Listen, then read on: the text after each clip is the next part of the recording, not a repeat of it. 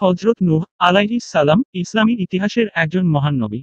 তিনি আদম আলাইহিস সালাম এর পরের যুগের একজন গুরুত্বপূর্ণ নবী, যিনি তাওহীদের দাওয়াত দিয়েছিলেন এবং বহু বছর ধরে তার কওমকে আল্লাহর দিকে আহ্বান করেছিলেন। তার জীবনবৃত্তান্ত বিস্তারিতভাবে বর্ণনা করা হলো।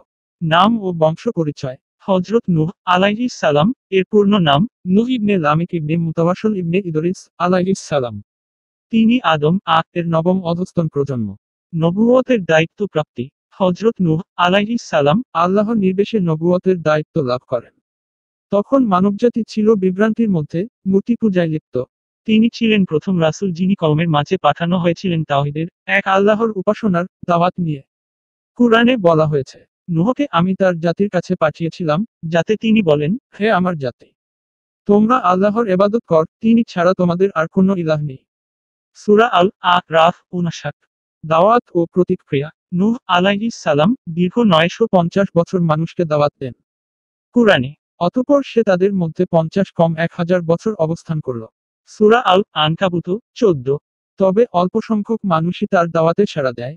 অধিকাংশই উপহাস করে ও তাকে মিথ্যাবাদী বলে। কওমের ধনীরা বলেন, আমরা তো তোমাকে আমাদের মতোই একজন মানুষ দেখছি। সূরা হুদ ২৭। তামাশা ও অত্যাচার। নূহ আলাইহিস সালাম কে তার কওম প্রচণ্ড কষ্ট দিয়েছে।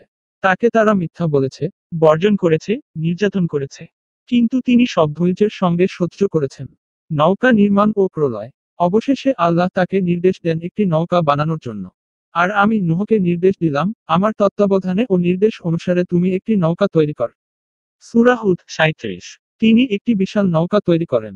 নৌকা সম্পূর্ণ হলে আল্লাহ নির্দেশ দেন, তার বিশ্বাসী অনুসারী এবং প্রতিটি প্রাণীর একটি করে জোড়া নৌকায় তুলে নেয়ার জন্য।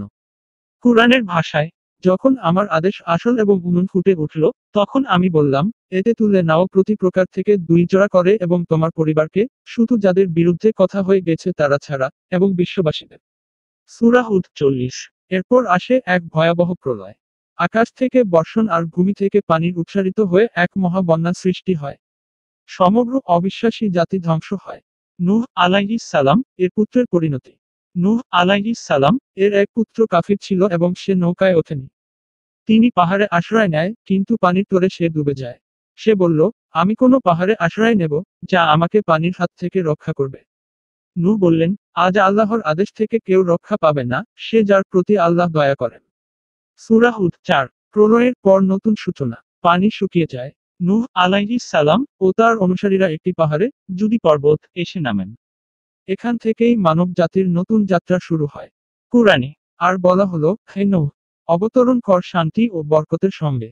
সূরা হুদ ৪৮। হযরত নূহ আলাইহিস সালাম এর বিশেষ গুণাবলী। অশেষ ধৈর্যশীল, সাবিরুন, তাওহীদের দায়িত্বশীল দায়ী, আল্লাহর প্রতি অত্যন্ত বিশ্বাসী, পরিবার প্রেমিক, ন্যায়পরায়ণ ও উদারচেতা। হযরত নূহ আলাইহিস সালাম এর মৃত্যু। অনুমান করা হয় তিনি প্রায় ১০০০ বছর বেঁচে ছিলেন। তিনি প্রলয়ের পরে অনেক বছর জীবিত ছিলেন এবং মানুষকে সঠিক পথে পরিচালনা করেন। হযরত নূহ আলাইহিস সালাম এর জীবন আমাদের জন্য এক বিরাট শিক্ষা। সত্য প্রচারে ধৈর্য ধরতে হবে। অধিকাংশ মানুষ পথভ্রষ্ট হলেও একজন সৎ মানুষ নিজের দায়িত্ব পালন করবে। বিশ্বাসের শক্তি ও আল্লাহর উপর ভরসা মানুষকে রক্ষা করে। শেষ কথা, হযরত নূহ আলাইহিস সালাম এর কাহিনী কুরআন মাজিদে বারবার এসেছে, যাতে আমরা শিক্ষা গ্রহণ করি। তিনি ছিলেন প্রেরিত রাসূলদের একজন মহান নবী, যিনি মানুষকে একত্ববাদে ডেকে এনেছেন এবং সারা জীবন এই দাওয়াতে কাটিয়ে দিয়েছেন।